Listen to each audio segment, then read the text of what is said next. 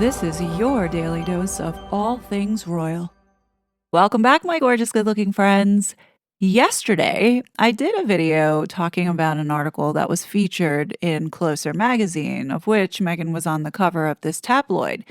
And I did say that it felt very much like Charles and Diana when they would leak stories to the UK tabloids about their marriage. Charles and Diana both did this in order to win favorability with the public, but as well to communicate subtle messages to each other. Now, I think that's exactly what's happening here, with yesterday's article being from Meghan's camp, and again today, another article in Heat magazine, that's a British tabloid in the UK, also has another story that I believe has come from Meghan's camp, which clearly indicates that there's some type of campaign going on here.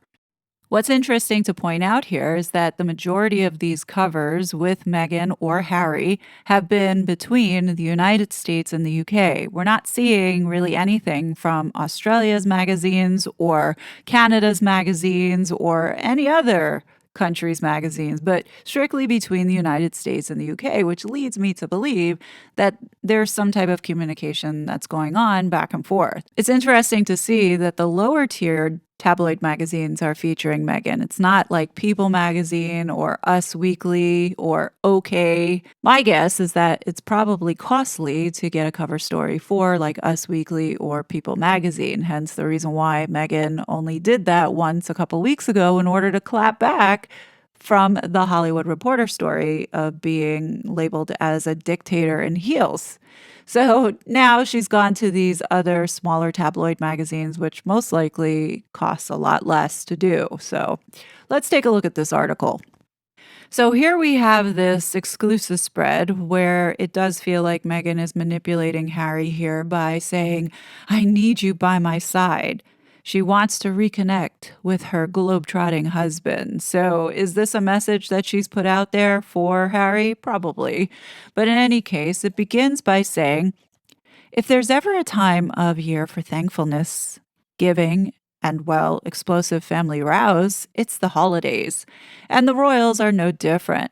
With Thanksgiving being celebrated in the US at the end of November, insiders reveal that following months of rumors that Meghan Markle and Prince Harry are leading increasingly separate lives, their marital grievances are set to be aired over the celebratory turkey.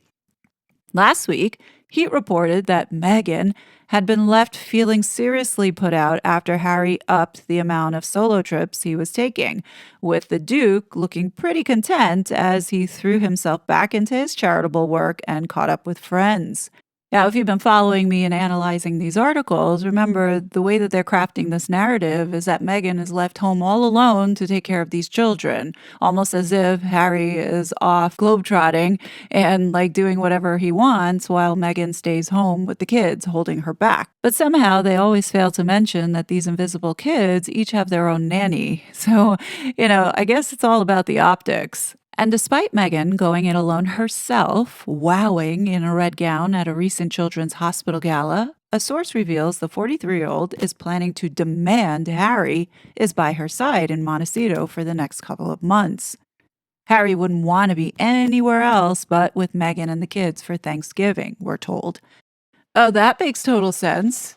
Who really needs to keep UK traditions, such as Remembrance Day and the Royal British Legion Festival of Remembrance, with their drum corps and marching band, when you have the Macy's Thanksgiving Day Parade?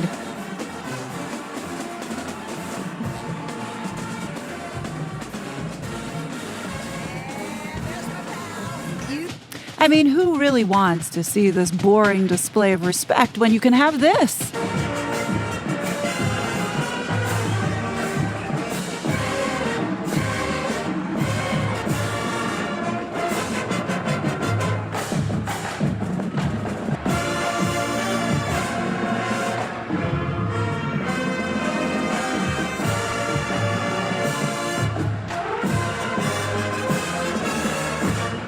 Nobody believes that Harry gives a shit about U.S. traditions. I mean, he's over here trying to tear down our First Amendment. He really doesn't care about Thanksgiving. But I digress. Back to the article. However, with his packed schedule, he'll be off straight afterwards. The chances of them actually sitting down to enjoy some proper quality time together are slim. Meghan's very concerned about the amount of engagements he's agreed to. She feels like they've been leading separate lives, so she sees the holidays as the time to press pause, have some important face to face conversations, and work through any issues. In other words, get your ass home, Harry, before I throw everything out onto the lawn. In my opinion, I think it's been a while since these two have been living together. The source continues, Meghan wants him with her in the US, especially with all the holiday events she has to attend. Oh, because Meghan is so popular. We all know that Harry is the one who gets all the invites. Meghan wants him there so she can be his plus one. What about Doria or Marcus? Like, where has Marcus been? She wants to show the world they're united. Not to mention, it's a chance to reconnect with her husband. You know what it sounds like to me? It sounds like Meghan's lost control of Harry, and this is an attempt to lure him back. And we have this narcissistic cycle of devaluing, of which he probably said, I've had enough. I'm out. I'm going to go do my own thing without you. And Meghan's not liking that because she doesn't have that control. So, what is there left to do? Love bomb him, of course. So, assuming that this is an attempt to convince him to come back and to convince him that things are going to be just the way they were when they first met. But we all know that that's not the case. Whenever I see toxic relationships like this, I always think about the analogy of fettuccine alfredo. The first time around when you eat it, it's fresh, it's amazing. But then, like, when you go reheat it, like the second day, it's not so good. It never is the way that it is the first time around. And that's how I see these kinds of relationships. No matter how many times Harry will go back to Meghan, it will never be like the way that it was when he first met her and thought that, like, she was his soulmate. The couple's show of unity, complete with loving smiles, hand-holding, and dancing during their faux royal tour of Colombia in August, came to an abrupt end the following month, when it was revealed that Harry had spent the night of his 40th birthday on September 15th with friends rather than his wife. Just days later, he continued to forge his own path away from Meghan as he flew to New York to embark on a series of charity appearances, before heading to London for the Well Child Awards and then to South Africa to represent his Sentabali charity. So now you see the conflicting stories around Harry's birthday, which makes it more plausible that Meghan faked those photos of him and Meghan at this tennis charity event, which I don't believe for 1 second that he was there. While he's always been unfairly dubbed the spare heir, both within the royal family and seemingly next to Meghan as she appeared to thrive in their new Hollywood lifestyle in her native California, the past 2 months have seen Harry shine.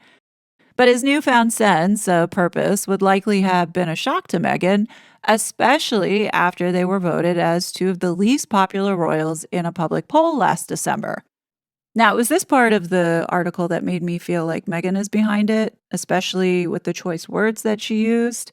What we see here is if Meghan is behind it, she was taking a little bit of a dig at Harry, reminding him that he is seen as the spare in the family. And, she is the one that wears the pants in the house, and he can't match her because she's so superior than he is.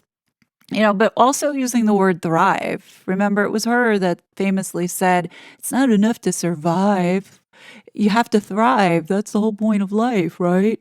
When she was whining in Africa and nobody asked her if she was okay. Remember that pity fest? Well, in any case, it does feel like she has a tinge of jealousy here, especially since last year they were ranked the least popular royals, and I don't think she really gets the fact that she is the reason for why the couple is so unpopular. It's almost as if she's knocking Harry back down to her level, which is the gutter. Now, a year on, a recent poll by Ipsos last month found that 34% of those surveyed were in favor of Harry returning to official duties.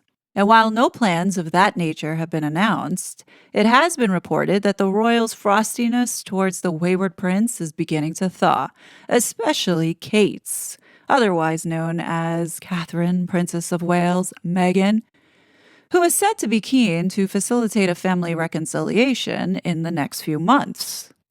Now, I'm starting to think that there is a hint of truth here where I believe that Harry has been trying his best to reach out to Catherine with no luck. Perhaps maybe Catherine is helping him at a distance in the sense of caring about his mental health, because you know how she cares about her brother and he has mental health challenges. I can honestly see her caring for Harry in that way, and possibly not saying facilitating a reconciliation with William, but possibly getting the resources that Harry needs in order to be surrounded by safe people and get the mental health as well as the detoxification away from this woman, Meghan.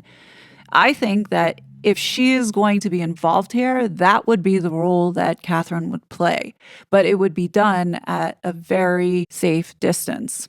But our source insists Harry, who shares Archie, 5, and 3-year-old little Betty with Meghan, is going to have to compromise to keep the peace.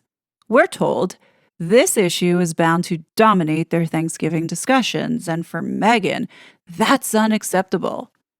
The fact that this is always mentioned in articles that we believe that Meghan is behind gives an indication that there could be a sense of truth to it that Meghan is not pleased with. She's not pleased that Harry is somehow communicating with his family, or at least trying to communicate with his family, let alone it being Catherine. If Meghan is truly behind this article and you were in Harry's shoes, like, would you want to go home to this battle axe? Especially if you knew that you'd be walking on eggshells over the fact that you might have tried to contact Catherine? Hell no. Like I said yesterday, Meghan is in no position to be demanding anything. To her, the holidays should be about celebrating American traditions, not pining for the life they left behind or briefly reuniting like passing ships. I'm sorry, but Meghan is the last one to be talking about American traditions, and she is a traitor to the United States of America. This Marxist and her Nazi husband have been trying to destroy the fabric of America since they got here. Meghan is by no stretch an American patriot. Spending less time apart is something Harry will have to accept, but only to a certain extent because he still has business in the UK. So this article does give Meghan away in a couple ways. I don't think Meghan respects at all that Harry is like the patron of these charities, and this is what's considered so-called business. Harry is not a businessman. Harry didn't go to school. Harry didn't graduate from university with some type of skill or craft that he's off doing important stuff. I mean, he's showing up at these charities, giving pep talks, and he thinks that that is enough. In this case, the children become the afterthought, which is why I believe that it's Meghan that's behind this, because when you really think about it, being away and doing all this charity work, you would think at some point they would be taking their children, or if they have these children, with them. You know, I really do pray that these children don't exist because it's such a shame to what they are doing to them. They're not giving them that loving environment where you have two stable parents who are there for them, not there for themselves. Now, on the flip side of the argument, many of you that do believe that Harry and Meghan do have children say that it's probably best that nannies are raising them. And, you know, I would agree with you to a certain point, but knowing Meghan's track record in retaining staff, I guarantee that there's also a high turnover with the nannies as well. So you have to ask yourself this question: how stable of an environment is it for these kids if they are meeting new people every other week to take care of them? It's not the healthiest thing, right?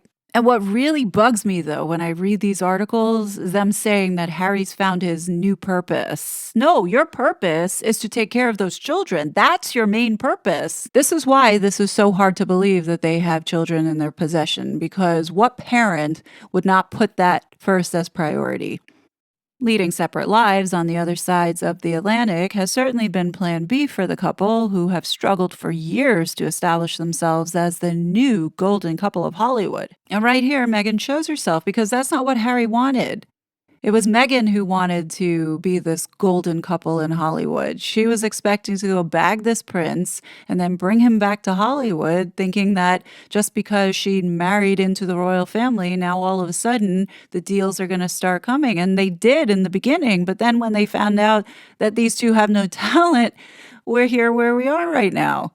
The initial fanfare surrounding their bombshell interview with Oprah Winfrey and subsequent Netflix documentary in 2022 quickly evaporated as their A-list pals began to increasingly distance themselves from the couple amid their ongoing toxic feud with the royals. And while the blow from the loss of their £15.6 million Spotify deal in May of 2023 was mitigated by the pair's announcement of new projects with Netflix, the release of Meghan's own cookery show has been delayed until at least next year due to copyright issues. Meanwhile, her new lifestyle brand, American Riviera Orchard, has also stalled following its soft launch in March. Last month, Meghan received yet another setback when officials denied a trademark application on the grounds that businesses cannot patent a geographic location, such as American Riviera, the nickname for the hometown of Montecito. So here's the thing. I think all those projects that they have in the pipeline that they've been talking about is going to go nowhere. I think it's all smoke and mirrors. And when you think about it, all the people that Meghan and Harry had surrounding them, like Andrew Meyer, who's like Meghan's business manager, as well as Rick Geno, you would think that they would advise them a little bit better. So somehow I'm not buying the story of all this stuff all of a sudden going up in flames. I do think there's a method to their failures, and for it to come across as such, like even a middle schooler would know that that's not how you launch a business. American Riviera Orchard giving out 10 jars of stinky jam and it fall flat, and having an Instagram page that has nothing on it but 9 squares, you can't really say that they took that seriously. So, with the media continuously talking about Meghan's soft launch didn't go as planned, well, there wasn't much effort that was put into it in the first place. So, at what point is the media going to call Meghan and Harry's bluff and say this is all bullshit? Tell us what's really going on. It's like past the point where they're insulting people's intelligence. And now the source says that as far as Meghan is concerned, she feels it's more important than ever for her and Harry to put out a united front and prove that it's still very much them against the world. The source says Meghan is putting her foot down and there is no doubt she'll confront him about it. In her view, it's crucial to have Harry at home, even more so after the strain they've been under lately. She's hoping that Thanksgiving will be an opportunity for them to reconnect after the long periods of separation they've had to endure. The insider adds she strongly believes this is the time when they would be strengthening their relationship, not doing things separately. She wants to show their critics that their marriage is strong and that they're happier than ever. I think we're all at this point where nobody's buying it anymore. And to me, it feels like Meghan is either trying to communicate with Harry or these are being put out to distract us from something that we're not supposed to be looking at, which I'm trying to find. In fact, today I stumbled upon this and I posted this up on X, but I'll share it with you here too. So you can give me your thoughts on what do you think this means. So looking through some databases, I found this log of activity from the DHS Privacy Office for this time window that you've seen here in July of 2023. And on this list, if you scroll down, talks about Harry's visa case. But interestingly enough, this has to do with our government, nothing to do with the UK, but for whatever reason, David Sherborne is involved here with Harry's visa case and had been communicating with the Department of Homeland Security. Now, I pose this question to you guys because I really don't have the answer on this one. Why would David Sherborne be involved with the United States Department of Homeland Security on this lawsuit between the Heritage Foundation and our government? David Sherborne is the lawyer responsible for those lawsuits that Harry has executed out in the UK against the British tabloids. What does that have to do with anything here in Harry's visa? Like, it would make sense to me if they were communicating with the lawyers that had been representing Harry over his security case in the UK. But this doesn't make any kind of sense. The only thing that comes to my mind here is that it might have something to do with those deleted messages from the Signal app that Harry was using, the same app that our government here with DHS uses, including the FBI. Just throwing that out there. But what do you guys think? Definitely leave your thoughts below. As always, I will be back with more content. But until then, please be safe and I'll talk to you later. Bye. Such a fraud.